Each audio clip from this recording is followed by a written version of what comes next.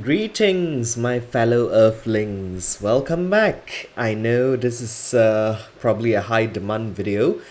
A lot of you have been asking me for a paper 2 commentary on the 0450 business studies paper. Now, just to address, I think, some of the requests that you have.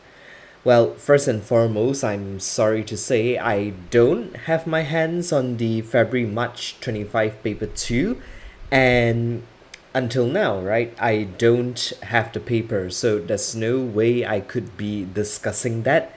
And yeah, so we're just gonna be going through, say, the 2024 October November paper, right? Now, I know it's a bit of a disappointment, but I'm sorry. I've tried my best. I couldn't get the paper, couldn't get my hands on it, so we're gonna have to make do, alright?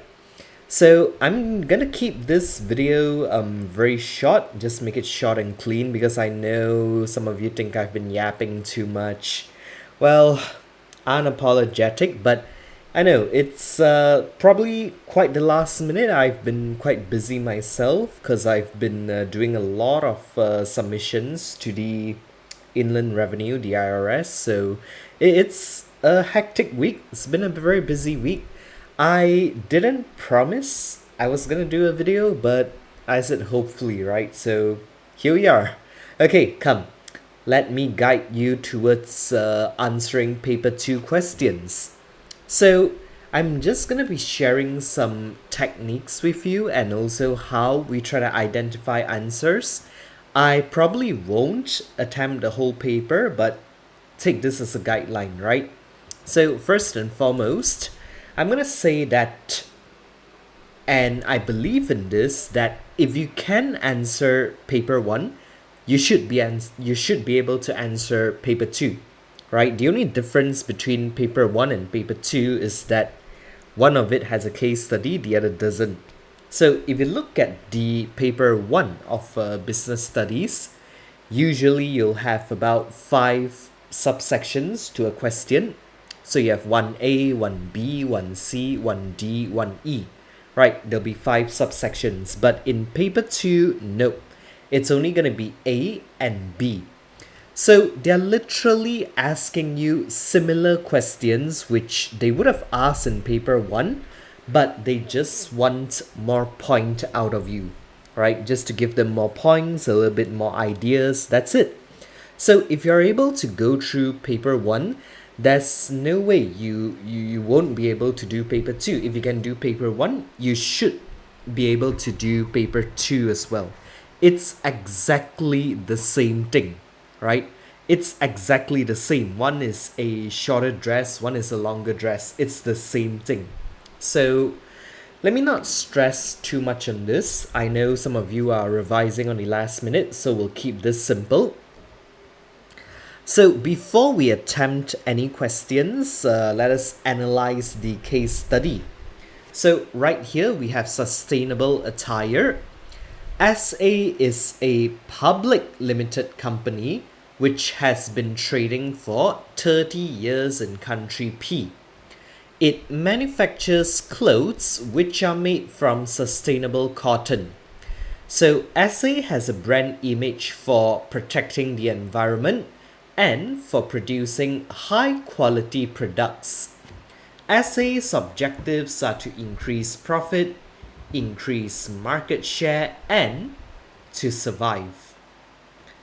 SA has one factory in country P and uses batch production to manufacture its clothes. It employs 500 production workers. All of SA's raw materials, including cotton, come from sustainable sources. Now, these raw materials are purchased regularly as SA uses a just-in-time inventory control. The operations director is considering whether quality control or quality assurance is the best method to use to achieve quality production. SA's clothes are sold in country P through its own shops. Its products can also be purchased online from SA's website and delivered directly to customers. The operations director knows that the role of packaging is important. Right, so that is our case study so far before going into the appendix. So, can you use a highlighter in your exam? The answer is yes. Right, you can use a highlighter, but be sure to only use it in the case study, right? Don't use a highlighter in your answers in paper 2. You can highlight questions, you can highlight points from the case study. I mean, I endorse that, but just make sure you don't highlight your answers, right? So for me, what I like to do is I like to highlight. So as I read along my case study, I will highlight some important points, right? Points which are related to the case study. Now, not only will this help me in getting my application marks, but it will help me in crafting my answers in such a way that I relate to the question, if you get what I mean.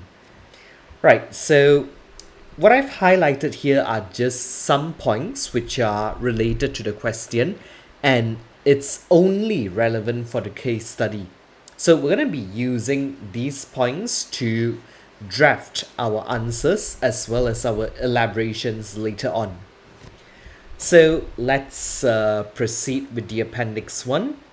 Now, there's a newspaper article in Main News on 1st October 2024. Slump nearly over. Many businesses in country B have been affected by the economy being in a slump. Now, government forecasts suggest that the economy will move out of the slump and into the growth phase of the business cycle in 2025. This will be good news for businesses that have found it difficult to survive. Right, then we move on to Appendix 2. There's an email from the Managing Director to the Human Resources Director. So, labor turnover in our factory is low. We have a reputation for being a good employer, and our production workers are well motivated.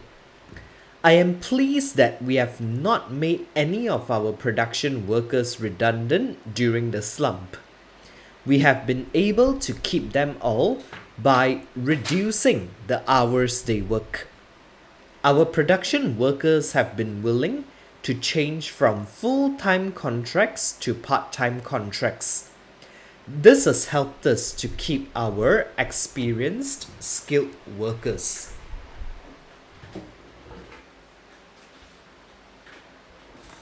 Alright, then we have a look into Appendix 3.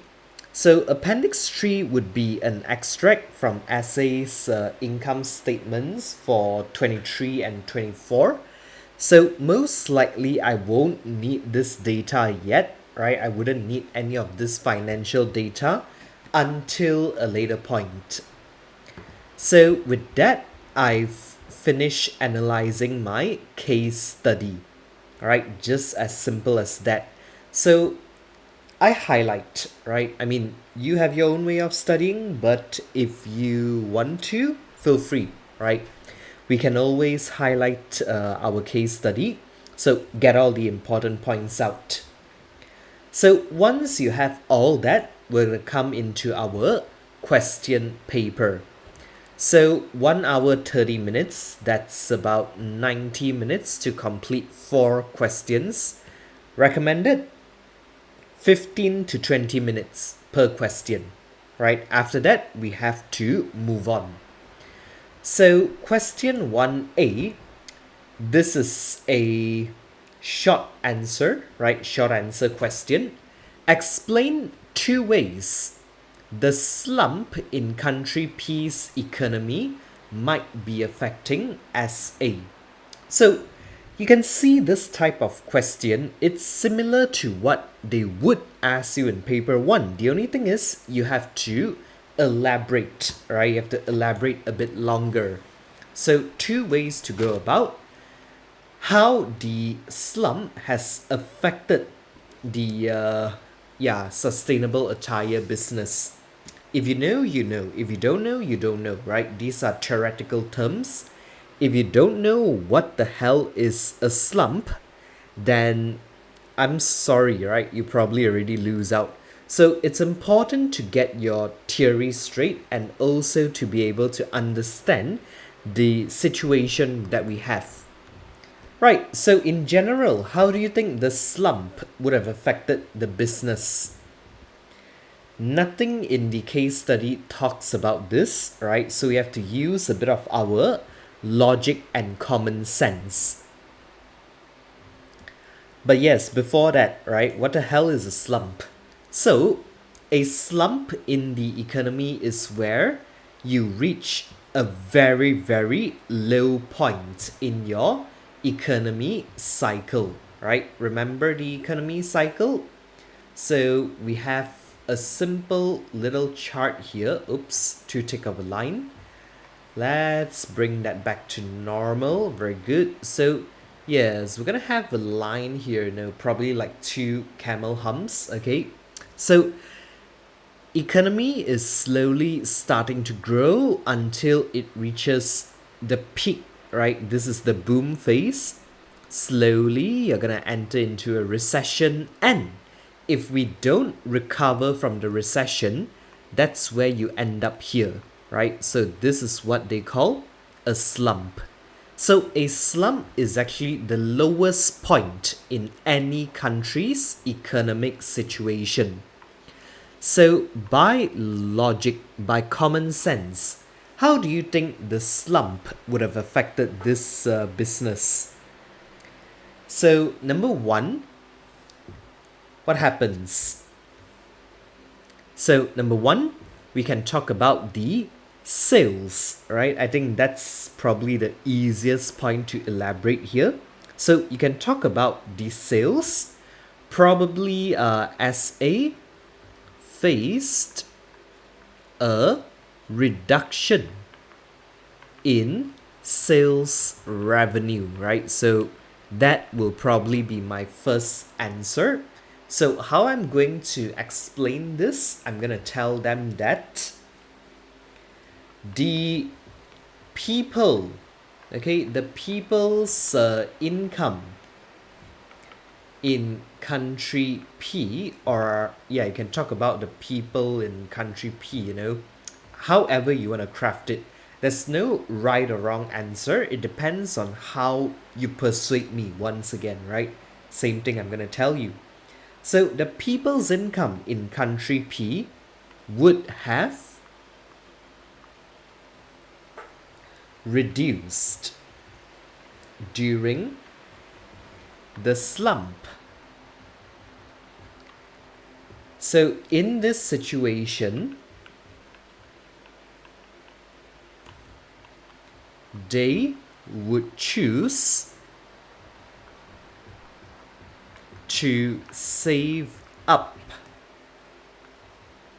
money for essential, right? For essential goods rather than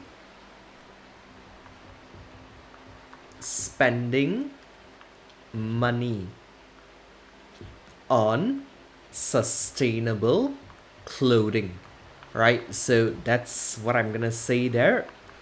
So how many marks have we gotten so far, right? Telling them there's a reduction in sales, that's 1 mark. So why is there a reduction? Because the people's income have reduced. So they'd rather save up the money for something more essential, right? Essential goods rather than sustainable clothing. So most likely I'll also get 1 mark for application here. So I mean that's good enough, right? You earn 2 to 3 marks, 3 to 4 marks, right, per answer you get. Right, so again, we could continue elaborating if you want to, right? But make sure to check your time. If you have enough time, go ahead. If you don't, then it's better to move on. Right, so what else can I talk about? How does a slump affect my business?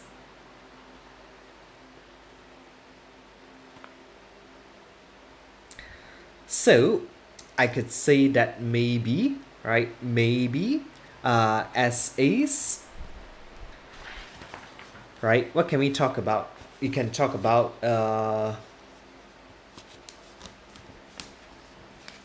yeah. What do you think? What do you guys think? What happens during a slump? I mean, there's a lot of things you can elaborate. You can talk about their perhaps what do you call this?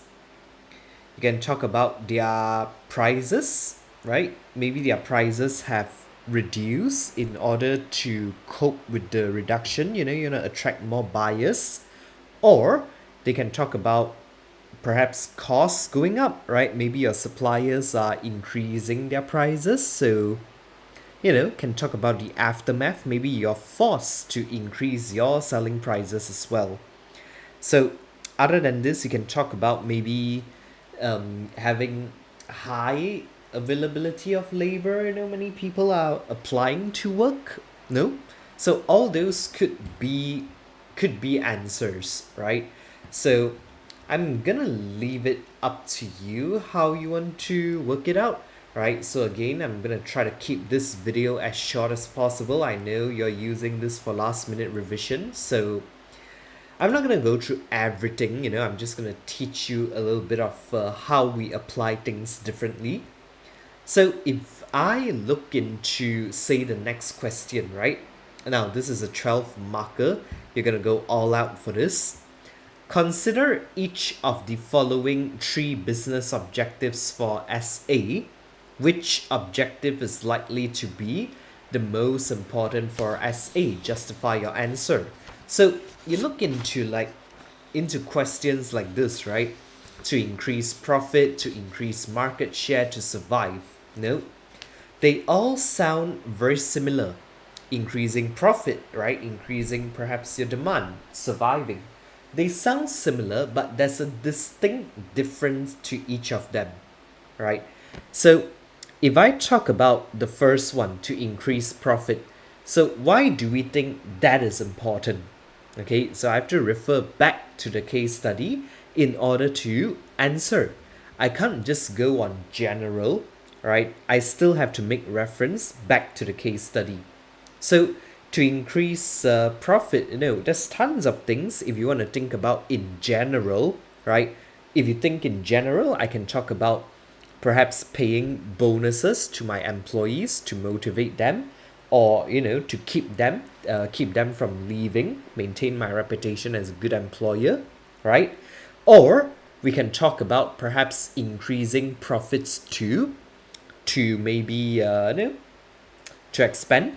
That's a possibility, but again, make sure to refer back to the case study. So in this case, we see that the first point, SA is actually a public limited company. So from here, I've already gotten my first answer. What am I going to do with the higher profit? I'm going to pay higher dividends. So I'm going to write here, I'm going to say that, let's get back the pen. So SA wants to increase profit so that it can pay higher dividends to shareholders. Right, so now I'm going to elaborate. This helps to maintain public confidence in SA, right? So I give them a point, I give them an elaboration. Now, if you can't elaborate much, it's all right. You can always move on to another point. But if you can, you try to elaborate, right? You don't need to write as much, you just need to think a little bit. So increase profit, pay higher dividends, so you maintain public confidence, right? Now, what else am I going to do with this increased profit? All right, what else am I going to do? So SA can also use the increased profits to pay bonuses to its employees, right? So these are part-time employees, if I'm not wrong. Yes, so we have converted them from full-time to part-time. But still, right, they can earn a bonus as a part-time employee. Why not? To its part-time employees. So again, I'll elaborate further. This helps to motivate the employees in a time of slump, right? So it's a bad time, it's a bad year, economy is bad. Workers probably they're not in the mood, but we try to keep them there, right? Try to motivate them. So pay higher dividends, you earn 1 mark, helps to maintain public confidence, you're elaborating, that's another mark. Using the increased profit to pay bonuses, that's 1 mark. To motivate employees, right? That's another mark there. So easily you would have gotten 3 to 4 marks here, right? So that's good enough. Now, if I'm going to talk about the next part, to increase market share, right? Market share, we want to expand our customer base to make sure we have more customers. So why do we want to do that? What's the point of doing that? Right? Why do you think you want to increase your market share? Now, some of you may say that, when you increase market share, I might, increase my profits, which you are not wrong. You can actually put it there, right? You can talk about that. You can talk about increasing market share, helping to increase profits. Okay, you can talk about maybe spreading awareness about this, sustainable cotton. So some people who may not know about you, finally, they get to know about you, they'll try your products out. So lots of different things we can elaborate on. Again, I shall leave it up to you, right? How you want to think about this. And to survive, I mean, you just gone through a slump. Of course, you want to survive, right? You want to make sure that you can continue to pay off your workers, you can continue to pay off your day-to-day expenses, such as your rental, right? Electric bills, things like that. So, gonna leave it up to you, right? So this is how I would try to go about a paper 2 question. It's the same way how you do for paper 1, but just a bit more points, right? You just have to give them a bit more points and you're good enough, right? So I believe a lot of the paper 2 questions here are repeated as well if you do monitor a trend. They are repeated but using different scenarios. Like question 2, for example, why we want to keep labor turnover low, right? So what do you think? You can talk about wanting to maintain their reputation as a good employer, right? Maybe you want to avoid spending too much time and cost to recruit and to hire new employees. Or, maybe you just want to talk about minimizing disruption to your production process, right? As long as you're able to elaborate further, it should not be an issue, right?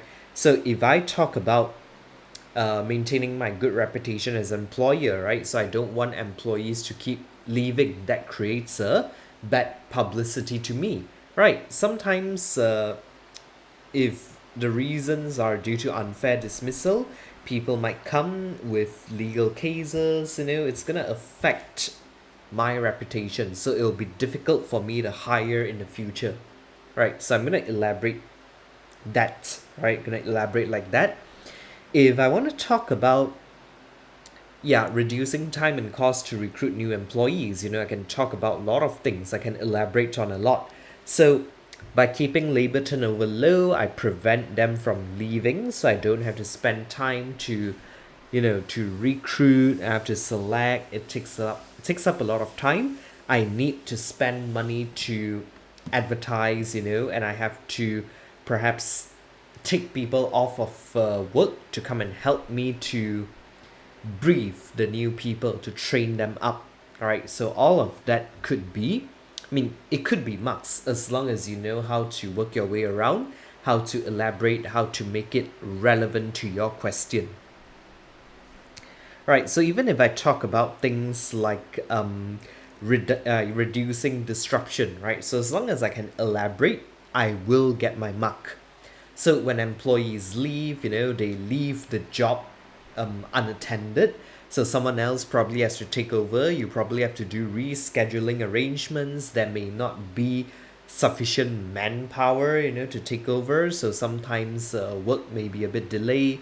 No, it's how you persuade me to go through your answers. Right, if you look at 2B, right, it's a very similar question. I believe we've seen this somewhere before. Part-time, full-time employees, right? Consider the benefits. So what do you get out of part-time employees? What do you get out of full-time employees? So part-time employees, they can work flexible hours. It's easy to arrange them to work, say, busy hours, right? And it also motivates them because they don't have to be at work all the time, right? And what else can you talk about here, right? Perhaps reducing labor costs because we only pay the part-time employees when we need them, right? It's like an on-demand basis. So we're able to save, right, a bit of cost here. And what else can you talk about? Yeah, a lot of things. A lot of things you can talk about. You can say that part-time employees, they may be, more productive because, well, all in all, they do work lesser hours compared to full-time, right? They work lesser hours, probably they're less tired, so they're able to give you better labor productivity. All right, so it's how you think. My apologies. My brain is a bit slow today, right? It's already midnight where I am now. It's about 1 in the morning. I'm super tired. I know I know a lot of you want a paper to walk through. I can't do a full paper. This is really the best I can do. So I hope this is able to help you. I hope, right? If it doesn't, let me know how I can improve. But if it does, I'm glad, right? So yeah, moving on to like full-time employees. What can you talk about? What's the benefit of hiring full-time employees?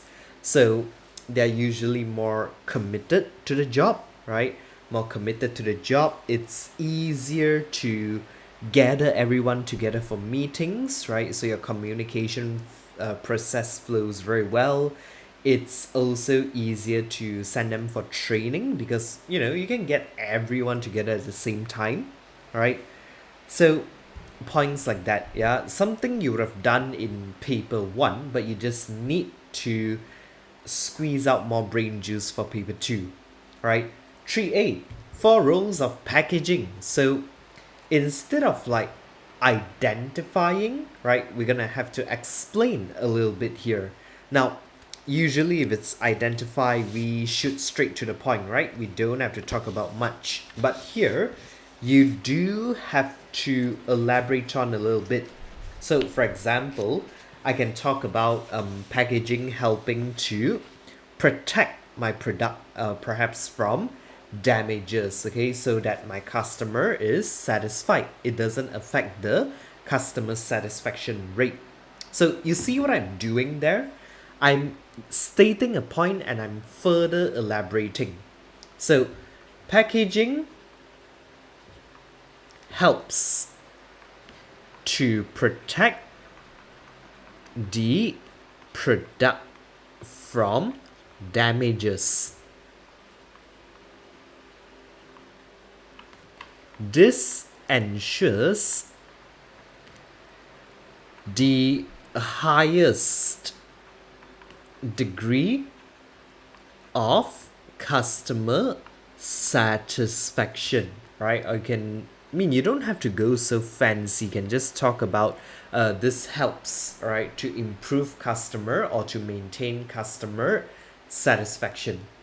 So by stating a point here, a valid point, a valid role of packaging, and also elaborating on this point, why is it important or what happens if I don't have this point, right? If I don't protect the product, I get one more mark. So here we are, 2 marks. All right. I'm sure you have lots of other ideas, so feel free to contribute. You can talk about packaging helping to attract customers, So when customers are attracted, they want to buy your product, so you earn more money, right? Or you can talk about packaging providing some basic information or product, right? Say for example the materials used or maybe the country where it is produced. So this will help the buyers to it helps the buyers, gives them a bit of information, So if they support, say, sustainability and they see that this is from a sustainable country, they'll be more than willing to purchase the product. So again, it's how you write it. Now it's not a matter of business, it's a matter of English. So, well, I mean, it is, right? It is. Now, 3B, they ask you to consider the advantages and disadvantages of quality control, quality assurance. This question has been out so many times, I can count it all with 5 fingers. It's been there a lot of times, right? So just provide valid points as you would for paper 1, elaborate a bit more. That's it, you get your marks. So quality control, right? What's the advantage here?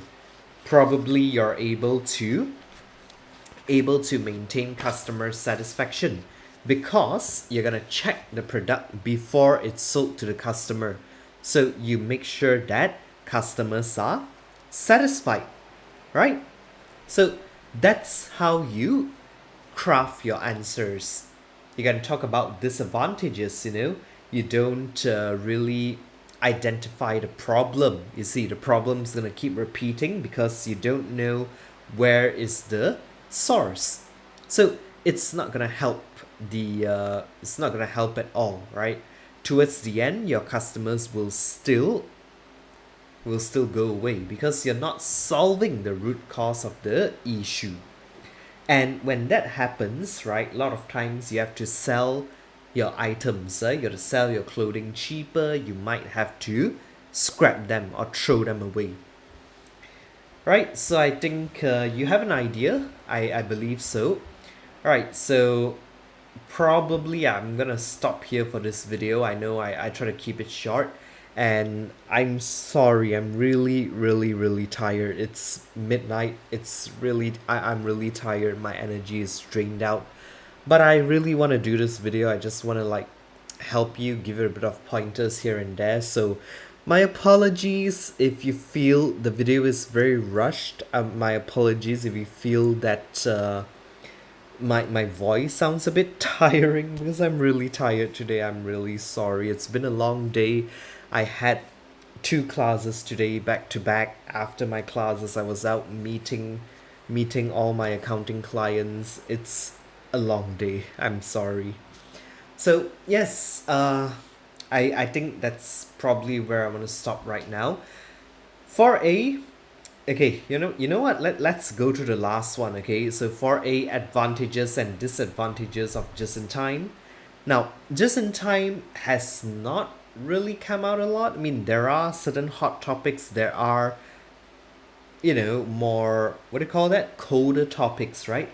So advantages of just in time. Number 1, I don't need to incur stock holding costs, right? I only produce, see, this is where the brain is not functioning. I only order when I need to produce, right? So I reduce on my stock holding costs. I don't need to rent additional warehouses, I don't need to hire security guards, to make sure everything is kept safe. We don't need that.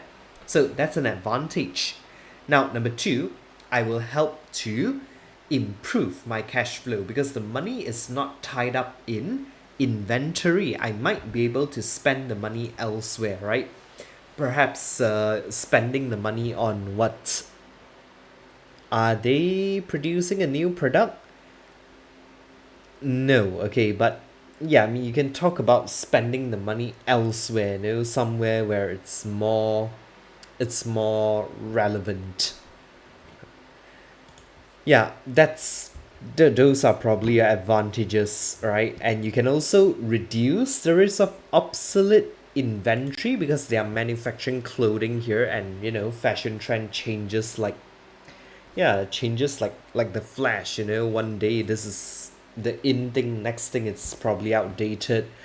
90 trends are coming back. Welcome back, bell bottom jeans. I mean, I'm happy for that. I love the boot cuts, really. Okay, I'm going off topic again, right? I'm gonna stop. I have to stop yapping. Okay, I know, sorry, I talk too much.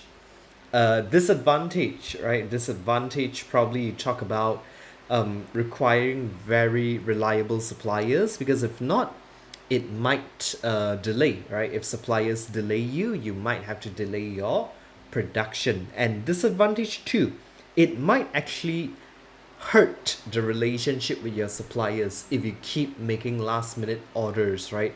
It might stress them out. They might have to reschedule other customers' deliveries just to fulfill yours, right? So, a lot of things here to talk about. All right, a lot of things to talk about. You can even say that you lose out, right? You lose out on all these bulk discounts, So there's no economies of scale because you don't order in bulk, you order as you need, right? So, yeah, there you go. All right, so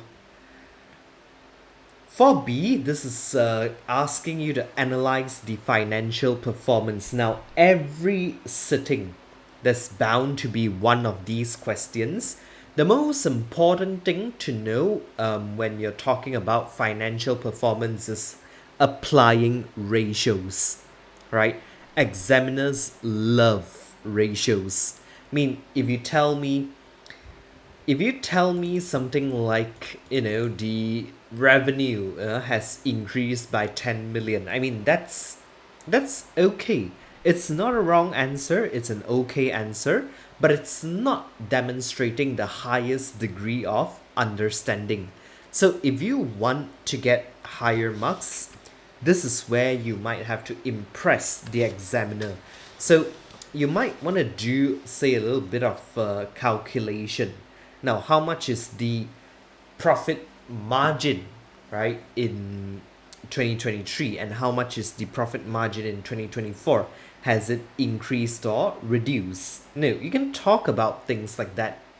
So it's up to you how you want to craft your answers. You can just say that, oh, profit has increased by 1 million. You can talk about that, of course, but you probably won't earn as much of marks as you would if you did your ratios.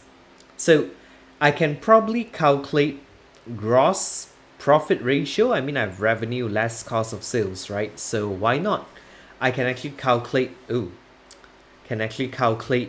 gross profit margin there. We can calculate net profit margin, right? So go ahead. See, this is where you see I'm tired. Net profit margin. I'm only tired, okay? Just tired, not drunk. Tired. It's a long day. So yeah, that's my pointer, right? If you see anything related to financial analysis, go ahead, figure out what type of ratios you can calculate. So compare, right? If the gross profit margin increase, then you tell them why. Why do you think gross profit margin is increasing? So that's it. That's it for this video. I'm really sorry it's rushed. I'm really tired. I need my sleep. I have a long day tomorrow. I'm gonna get probably 5 or 6 hours of sleep, and that's it. But again, I hope this little video of mine helps you. I apologize for rushing through. I know you guys want to do last minute revision as well, so I try to keep this as short as possible. Okay, I'm gonna stop yapping. I'll see you all in the next video. Goodbye.